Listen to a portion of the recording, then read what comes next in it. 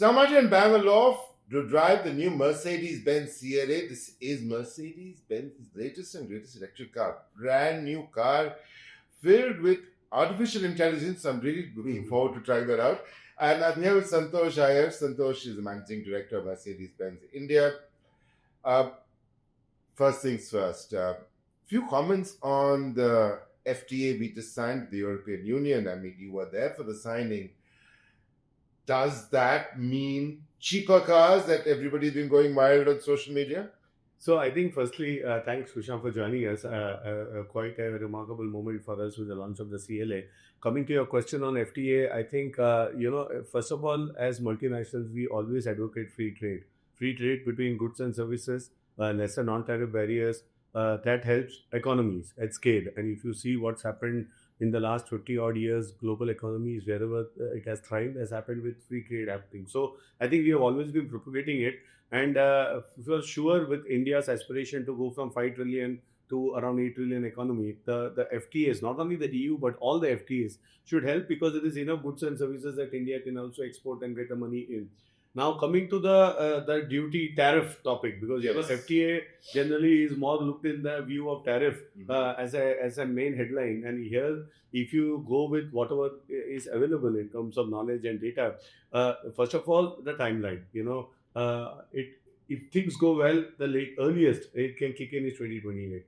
The second way, if you see, is also EVs and PHEVs are out of it for 5 years. So till 2032 after signing. So till 2032, 33, there is anyway nothing to do with an EV or a hybrids as well. I saw some comments again on social saying hybrids, India will have some lose or gain, but PHEVs are out of scope as well. So then you talk about normal combustion engine cars. Here, the duty tariff, there are two slabs. There's a 60 and 110. The first step will be to bring it to 35 and gradually over 2033 go up maybe or 32 come to 10%. Now today 95% of the cars we are selling in India are all coming out of 15% odd duty on parts. So in that sense there will be no change in price. Let's assume even if that 10% comes through, the exchange rate is going every year. Last year we had a depreciation of 20% currency, euro to rupee. We factored hardly 4 to 5% on price.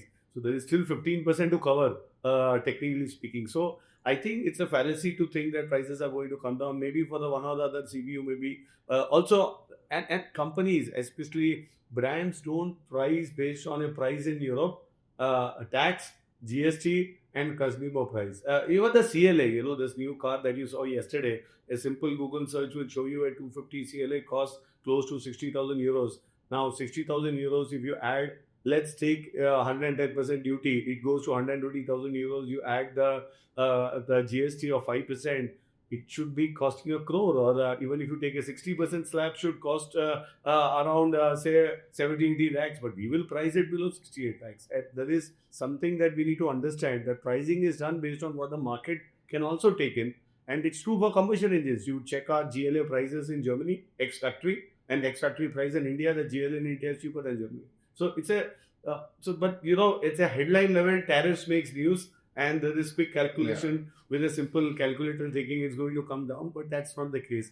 As you said, 95% of your cars are assembled at your plant in Chakan. So it's so those anyways are even today attracting hardly 15-16%. And it's also that you have only some very specialized imports, such as your G-Class, exactly. Or top-end AMG. But even G-Class, check the Dubai price and India price, and just try to add the duties and see if it makes sense. It goes to 6.5 crores. And we sell the G-Class at 4.5 crores in India. But your top management has said that they look at India as a huge growth engine for Mercedes-Benz. So, but is that a challenge with these pricing issues that you see? No, see, the problem is not pricing. Problem is the per capita GDP that needs to grow. We have clearly seen that in the last 10 years, when the per capita GDP doubled, our sales doubled. Out of the 2.5 odd lakhs we have sold in India, 1 lakh cars we sold in the last 5-6 years. So, in the 32 years that we have sold. So, that clearly shows the acceleration. It shows a direct correlation with the income of consumers. I think what we should benchmark is how the economy, 5 trillion and moving on 4 to 5 to 8 to 10. As it grows, hopefully the population is not growing as by the same rate. per capita income grows, people's affordability to own high-end cars. Because one thing is unique. India has a 40% tax on cars and a 20% road tax on combustion engines. So 60 odd percent is a local tax. It's not an import tax by anyone. So that local tax, for for us, because we make cars for the world and not a specific car with taking out certain content for India, these cars will be at these price points for many years to come. In fact, it will only go further high because of the exchange rate, which goes in a different direction. So I think with India growing, economy growing, the car sales also in the overall luxury segment should grow. Okay, now I want to get to electrification. One interesting fact of electrification of passenger vehicles in India has been in the top end segment. I mean, even from 50 lakh plus, adoption been far higher than the rest of the market. I mean, now it's almost 20%, is touching 20% with your EQS and your cars. Why is that so? Why is the top end of the market shifting over to electric at a faster pace than, say, the smaller cars? So two reasons or three reasons I would say. Number one, if you look at the cars like the EQS, the range is 500, 600 kilometers real world range. And this new car would have almost 792 WLTP. So the thing is, because of a huge range, one of the range anxiety topic is gone. Secondly, if you look at our data that we looked at all the consumers who actually bought cars, 80% of them have never using public charging. They are using charging at home or office. So that's a luxury which a Mercedes-Benz customer has. The access to public charging is limited. They can send a driver to charge and get it back. Sometimes they go personally as well, but the hassle is not there. And I think these two are major factors. The third biggest one is taxation. If you see combustion engines, before the GST cut used to be 48, now at 40. The EVs are at 5%. So like to like, let's say EQS, our largest selling EV in the portfolio, that's around 1.35 crores or 1.4 on road.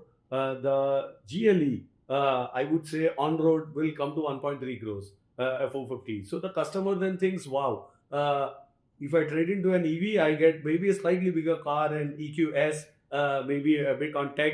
And why not? So there is still 20% of still 80% prefer combustion engine cars. Still a 20% of customers in that top end segment. Same for a G electric. It's a 1 crore price difference between an electric and a combustion engine because of taxation. So in that sense, it's a very wise decision. Plus, they buy these cars on their books, most of them anyways, and there you can get accelerated depreciation and so on and so forth benefit. So it's a very rational TCO thinking. When you compare like to like on cars, and that's the reason of a bit more faster acceleration in, I would say, luxury segment compared to mass market. But this new electric we saw last set, which I'll be driving today, that's, you wouldn't call the entry level luxury, but it's not the EQS segment, obviously. Yeah. So, do you think this segment will also rush towards, adoption at the top end of the EV? That's a very interesting question, Kushan, because it's an experiment of sorts. Because if you see, the CLA is a class of its own in that sense. So to segment it from a price point, it will be, as I said, somewhere around 60 odd lakhs or slightly tagged below 60. We have to look at the exchange rate at the time of launch. But the motivation to buy a CLA is beyond just mobility, right? Because that's the reason there is so much of technology, the NVIDIA chipsets inside, a lot of computing power so that the consumer convenience increases. And the Gen Z wants to own the latest gadgets. It's simple. I keep saying to the teams, when you look at iPhone Pro 17, the 16 does the job. But people, younger consumers today are more, have a higher affinity to go towards the 17 Pro Plus, if at all there is plus as well. So I think the CLA 250 is a car for that set of customers who are ready to pay like to like a bit more in terms of the technology, own it, the first mover advantage. And from a dimension wise, it's very close to C-Class as such. So it's a much bigger car. So it's not particularly in an entry segment, but it's somewhere sandwiched between the entry and the core. So, and yes, our expectations are also there would be the younger generations who would then pay that kind of a price for also the design, right? It's also very different, very iconic, timeless to some extent. Earlier CLA has also proved that these designs don't age as much as a normal 3-box car. So I think all of this will be factored, and then of course we have to wait for the customer to see. We will provide all options. But the point you just raised brings me to Yeah. another question. This is with new cars today, they're like smartphones in the sense that next year I want the next one. Next year I want the iPhone. Exactly. So that's a beauty. Exactly. So that's exactly what a CLA will enable, because if you look at the computing power we have given in the car with the NVIDIA chipset, I think we don't need it for today. We don't need so much of computing hardware today. Cars are being designed for the future. The MBOS, our operating system, will keep getting updated.